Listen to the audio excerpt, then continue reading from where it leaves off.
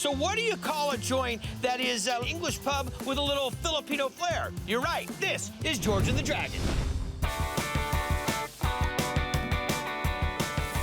Got a Mary salad in the window? Something different and unique, yet down to earth and in the neighborhood. Battered green bean. This is like the Cheers of South Minneapolis. Got an Asian hangover. Filipino flair on an English pub. Yeah. Something you hear every day. Every day here since 2011, when this joint was opened by the Navarro family, Fred, Stacy, and Paco. They say, what kind of food is that? And you say it's... Well, it is home cooking pretty much.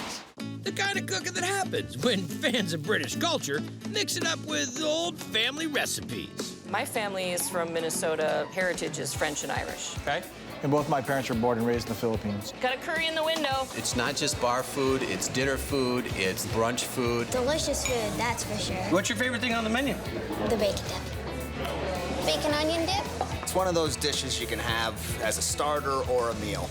All right, so let's talk about this first dish. So we'll make onion jab, which is gonna go into the bacon and onion dip. Little house oil in the pan. It's a blend of corn oil and olive oil. And then we add in sliced onions. Sweat these down? Yep, so they get nice and soft. A little sprinkle of salt.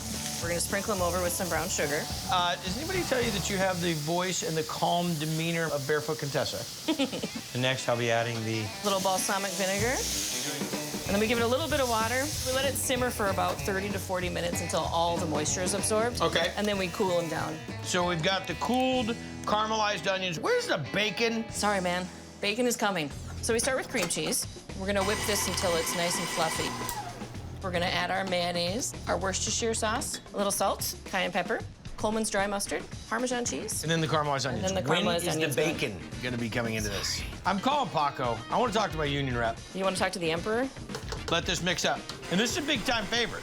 Big time favorite. So we're gonna scoop it, top it off with Parmesan cheese, and we're gonna put bacon on it. Cooked, cold bacon goes on top in the oven. We're gonna bake it at 350 for about 5 minutes. This thing is coming out to the table, a smoldering hotto. And we're gonna finish it off with some chives. Ooh, this is like cheddar dip-ish. That's ridiculous. You know what, this should be illegal. It's not just onions and bacon. There's much more depth. I think you know what really makes it? Is that mustard. Secret Little tang of ingredient. that, better than good. Excellent, nice job. Cool, thank you. The bacon onion dip.